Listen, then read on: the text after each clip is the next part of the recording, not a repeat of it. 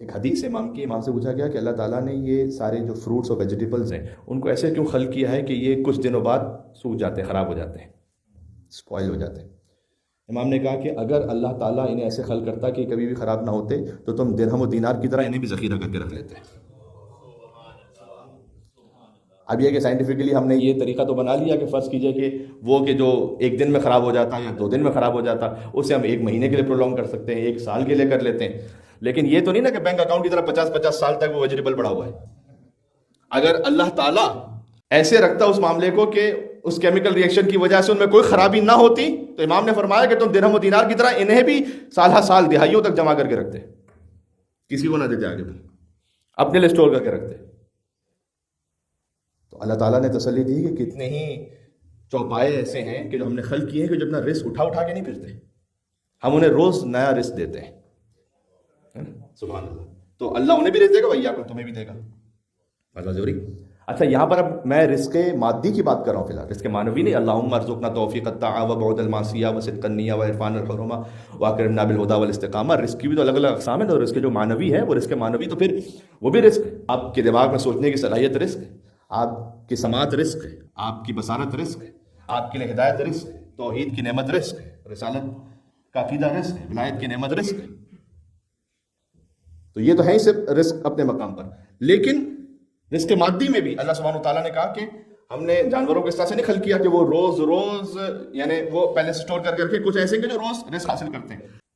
حدیث کے مطابق بعض لوگوں کی مس پلاننگ، اسراف انہیں رزق سے محروم کر دیتا ہے.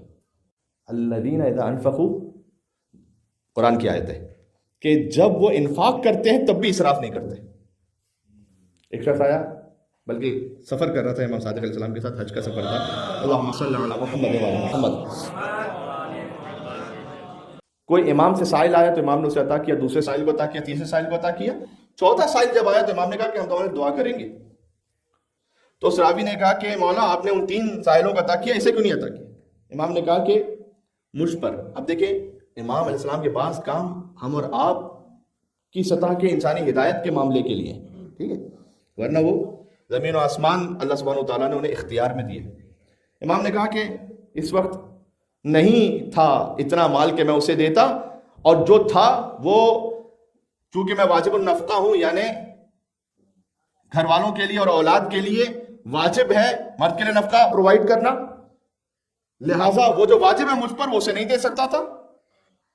تو میں نے اس سے کہا کہ ہم تمہارے دعا کریں گے. قرآن میں یہ ایک بڑا زبردست موضوع ہے. مسلمانوں نے تقریباً 14 سوال کیے رسول اللہ سے جو قرآن کا حصہ بنے. یسألونک، جہاں کہیں قرآن میں ہے نا یسألونک، اے رسول یہ آپ سے پوچھتے ہیں. یہ 14 ہیں. کن کن چیزوں کے بارے؟ یسألونک عن ذی القرنین، یہ ذی القرنین کے بارے میں. ابن عباس نے کہا کہ یہ مسلمانوں کے لیے فخر کی بات ہے کہ انہوں نے اپنے اسٹینڈرڈ کے اعتبار سے اپنے نبی سے سوالات پوچھے. بنی اسرائیل کی طرح نہیں تھے جو حضرت موسیٰ سے باتیں پوچھتے تھے. اور بھی ذکر ہے، وہ کہتے تھے کہ کوئی آسمان سے ہمارے لیے یہ بہت کھا کر تھک گئے، یہ کھانا کچھ اور کھانا ہے ہی. پھر گائے کا پوچھتے تھے کہ وہ گائے کیسی ہو، موٹی ہو، دازی ہو، پتلی ہو، دبلی ہو، کیا رنگ ہو، کس طرح سے ہو. تو بنی اسرائیل والے اس طرح سوال پوچھتے تھے. مسلمان جو سوال پوچھتے تھے یسألونک عن ذی القرنین، یسألونک عن الروح، یہ روح کے بارے میں تم سے پوچھتے ہیں. یہ ذی القرنین کے بارے میں تم سے پوچھتے ہیں. یسألونک عن الخمر والمیسر، یہ شراب اور جوئے کی حرمت کے بارے میں آپ سے پوچھتے ہیں.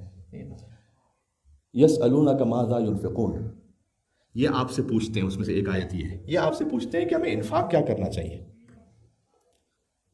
قل العفو، اے رسول آپ ان سے کہہ دیجئے کہ عفو انفاق کرو. عین فا واو، عفو. عفو کا کیا مطلب ہے؟ امام سے پوچھا گیا کہ عفو کا مطلب کیا ہے.